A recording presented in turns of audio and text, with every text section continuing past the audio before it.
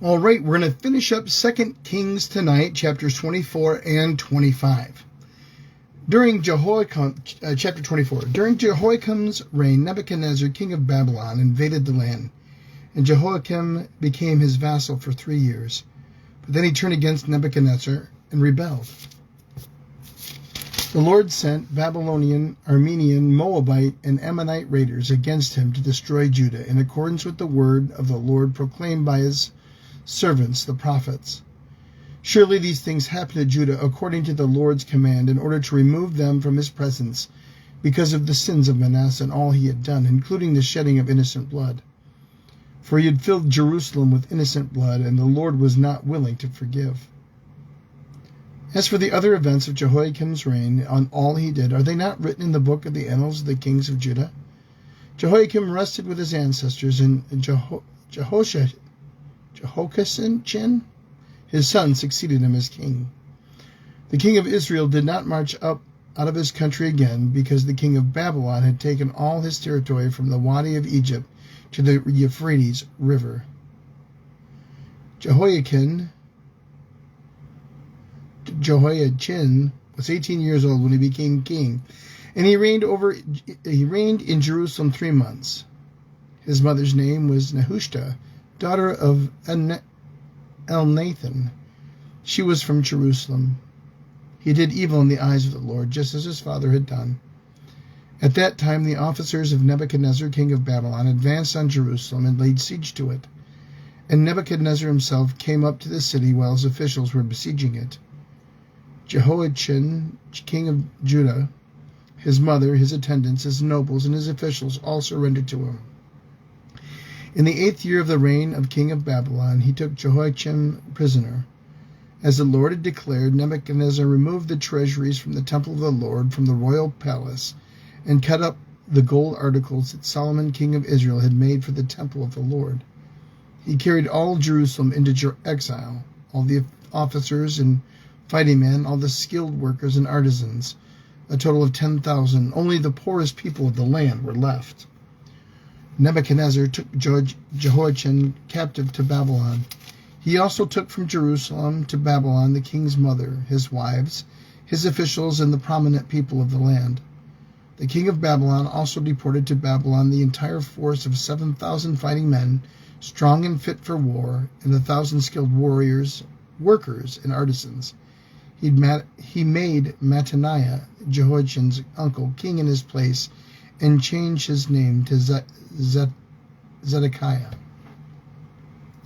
Zedekiah was 21 years old when he became king, and he reigned in Jerusalem 11 years.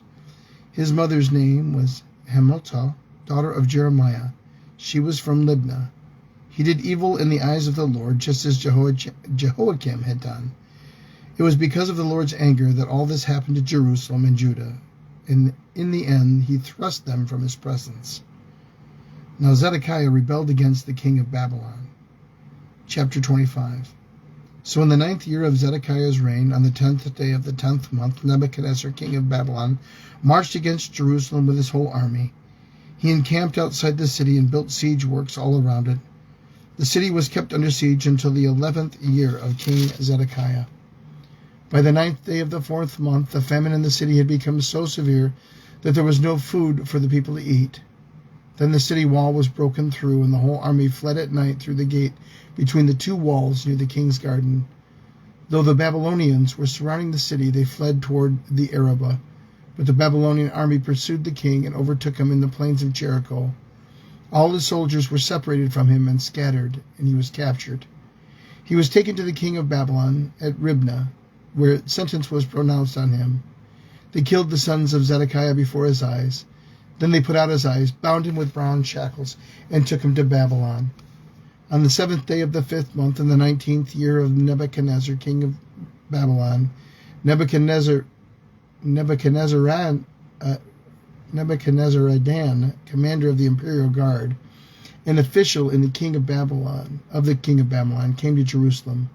He set fire to the temple of the Lord, the royal palace, and all the houses of Jerusalem. Every important building he burned down. The whole Babylonian army, under the commander of the imperial guard, broke down the walls around Jerusalem. Nebuzaradan.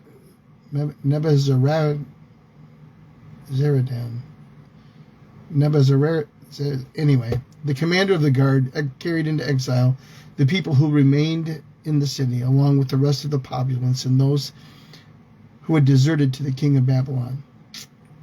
But the commander left some of the poorest people of the land to work the vineyards and fields. The Babylonians broke up the bronze pillars and movable stands and the bronze sea that were at the temple of the Lord, and they carried them bronze back to Babylon.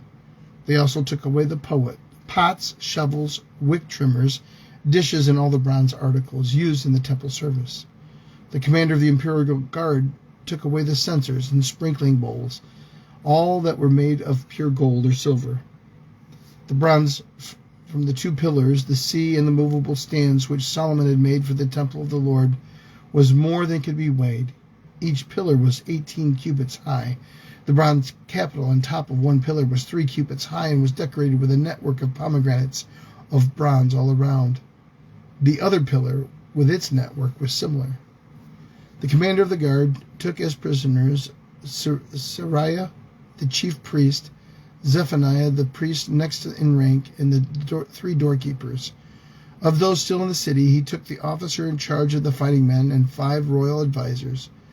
He also took the secretary, who was the chief officer in charge of conscripting the people of the land, and 60 of the conscripts who were found in the city. Nebuzaradan, the commander, took all of them and brought them to the king of Babylon at Ribnah. There at Ribnah, in the land of Hamath, the king had them executed. So Judah went into captivity, away from their land. Nebuchadnezzar, king of Babylon, appointed Gedaliah, son of Ahikam, son of Shaphan, to be over the people he had left behind in Judah. When all the army officers and their men heard that the king of Babylon had appointed Gedaliah as governor, they came to Gedaliah at Mizpah. Ishmael, son of